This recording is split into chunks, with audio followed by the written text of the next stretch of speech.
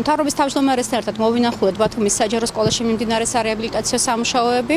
სამუშაოები უკვე დასკვნით ეტაპზეა და მნიშვნელოვანია, რომ ამ სამუშაოების პარალელურად ჩვენს რეგიონში ხორციელდება კიდევ დაახლოებით 90-მდე პროექტი.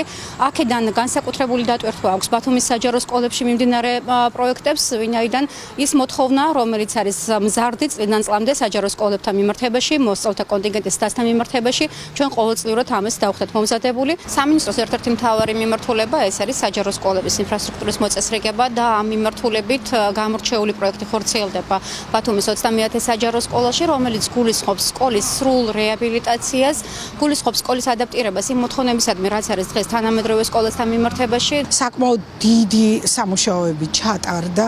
ამ ეტაპზე თითქმის დასრულდა სარემონტო სამუშაოები სკოლაში.